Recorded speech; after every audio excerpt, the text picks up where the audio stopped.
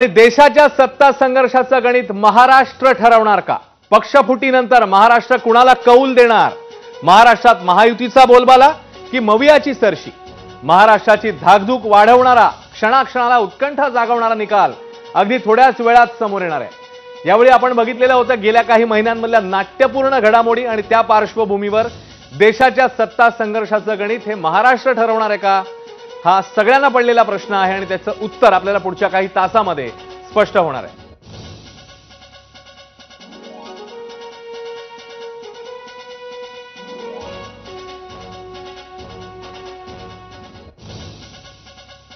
राज्यामध्ये ज्या प्रकारे राजकीय घडामोडी झालेल्या होत्या त्या पार्श्वभूमीवर आता सगळ्यांनाच लक्ष लागलेलं आहे आणि अर्थातच या सगळ्यांमधल्या महत्त्वाच्या लढती कोणत्या आहेत तर बारामतीमध्ये पवारफुल लढतीत कोण पॉवरफुल होणार आहे? कारण पवार काका पुतण्याच्या लढतीकडे अवघ्या देशाचं लक्ष आहे।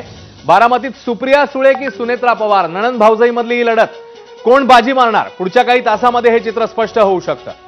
त्यासोबतच आणखी एक लढाई पश्चिम महाराष्ट्रामधली उदयनराजे आणि शशिकांत शिंदे, कोण कोणाला घाम फोडतंय आपल्याला बघायचंय। साताऱ्याची जनता दिल्लीचं तिकीट कुणाला देणार आहे?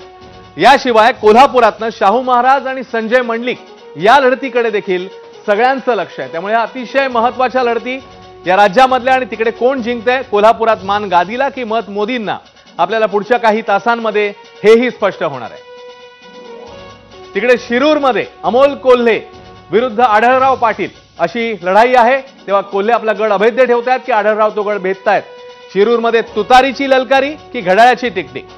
तर मावळमध्ये देखील मावळचा विजयी मावळा कोण, बारणे की वाघेरे, हाही एक प्रश्न आहे। या सगळ्या लढतींमधला कल कौल आपल्याला बघायचा आहे।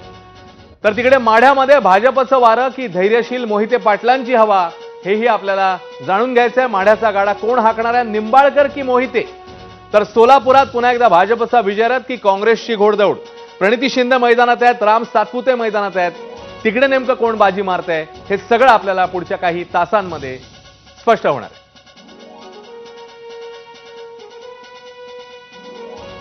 महाराष्ट्रामधल्या सगळ्या हाय प्रोफाईल लढती जिकडे अवघ्या राज्याचं लक्ष लागलेलं आहे आणि कोण नेमकं जिंकतंय, कोण बाजी मारतंय, कोण सरशी साधतंय हे पाहणं महत्त्वाचं असेल।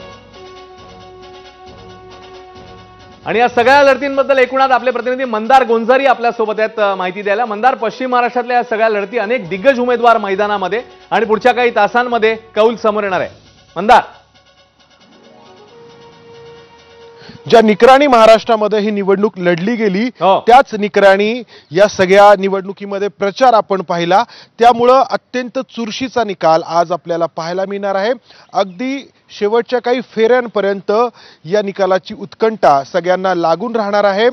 पश्चिम महाराष्ट्रामध्ये लोकसभेचे 10 मतदारसंघ आहेत आणि यामध्ये या 10 लोकसभा मतदारसंघांमध्ये जे निकाल लागतील ते फक्त केंद्र सरकारमध्ये कोण जाणार हेच निश्चित करणार नाहीत, तर राज्याच्या राजकारणाची दिशा देखील हे निकाल निश्चित करणार आहेत। अर्थात सर्वात लक्षवेधक लढत आहे ती बारामतीची। शरद पवारांचं मागील 55-60 वर्षांचं राजकारण आणि या राजकारणाला एका अर्थाने शरद पवारांच्या राजकारणातील अस्तित्वाला त्यांच्याच पुतण्यांनी अजित पवारांनी दिलेलं आव्हान या निवडणुकीच्या स्वरूपामध्ये आपण सगळे पाहतो आहोत। आणि त्यामुळे या सगळ्या लढाईमध्ये पुढे राजकारण कोणाचं चालणार, शरद पवारांचं की अजित पवारांचं, आणि जर चालणार असेल तर ते कशा माध्यमातून चालणार हे आजचा निकाल स्पष्ट करणार आहे।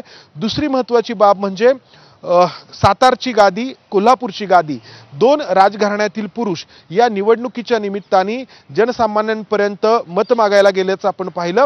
त्यामुळे सातारला मत गादीला की शरद पवारांनी आतापर्यंत जो सातारचा बालेकिल्ला राखलाय त्या शरद पवारांच्या नेतृत्वाला, तर कोल्हापूरमध्ये मत गादीला की मोदीला, हा जो काही त्या ठिकाणी एक नारा होता हे स्पष्ट होणार आहे। इतर महत्त्वाचे मतदारसंघ आहेत, सांगली आहे, खास करून माढा लोकसभा मतदारसंघ आहे जो मोठ्या प्रमाणात चर्चेत राहिला। आणि मी जसं म्हटलं की निवडणूक जरी देश पातळीवरती केंद्र सरकार, मंदार जसं तू म्हणतोयस की अनेक ठिकाणी इंटरेस्टिंग लढती आहेत आणि बघूया आता नेमका कुणाच्या बाजूने मतदार